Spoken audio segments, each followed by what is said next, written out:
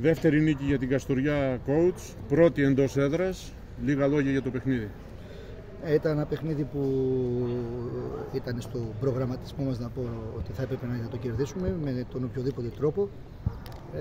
Τα παιδιά ανταπεξήλθαν θετικά, θα έλεγα. Είναι μια νίκη που θα μας βοηθήσει στη συνέχεια, στην πορεία μας.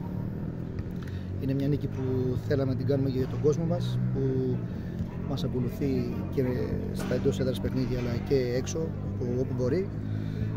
Νομίζω ήταν απόλυτα δίκαιη η νίκη. Δεν κινδυνεύσαμε. Βέβαια στο τελευταίο λεπτό δυστυχώς δεχτήκαμε πάλι ένα κρύο γκολ. Δεν θα έπρεπε να το δεχτούμε. Αλλά κρατάμε την προσπάθεια και τους 3 βαθμούς που είναι πάρα πολύ σημαντικοί για μας. Έπαιξε ρόλο ότι προηγηθήκαμε γρήγορα στο σκορ και αυτό έδωσε. Ναι, σίγουρα. Τα παιδιά σε κάθε αγωνιστική παίζουν με ένα βάρος. Πρέπει να το αποδεχτούμε αυτό. Πρέπει να δούμε τα θετικά μας και τα αρνητικά μας σαν ομάδα, να ξέρουμε πού μπορούμε να φτάσουμε, τι μπορούμε να κάνουμε, τι μπορούμε να ζητήσουμε. Και αυτό που αναφέρατε, το ότι σκοράραμε πολύ νωρίς, μας βοήθησε πάρα πολύ ώστε να αισθανθούμε πολύ καλύτερα και αργότερα να λειτουργήσουμε όσο το δυνατόν μπορούσαμε έτσι, θετικά για το συγκεκριμένο παιχνίδι. Περιμένετε πιο δυνατό τον αντίπαλο του σημερινό, μιας και αυτός και εγώ τα γεύματος και είναι σε δύσκολη βαθμολογική θέση. Ναι, τα παιδιά κάνανε μια ιδιαίτερα καλή προσπάθεια οι αντίπαλοι. Προσπαθήσαν να παίξουν, να αποδώσουν ό,τι μπορούν μέσα στον αγωνιστικό χώρο. Εγώ προσωπικά τους συγχαρητήρια στον coach, τον αντίπαλο προπονητή, για την προσπάθεια που κάνανε οι αντίπαλοι μας.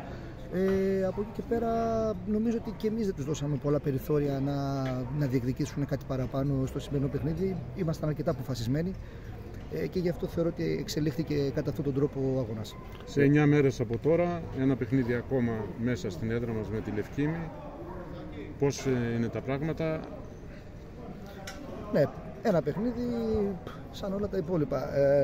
Έχω πει πάρα πολλές φορές, καμία ομάδα δεν παίρνει πρωτάθλημα από την 5η, από την 6η αγωνιστική, καμία ομάδα δεν πέφτει από την 6η, από την 5η αγωνιστική. Αυτό το λέω και θα το λέω συνεχώς.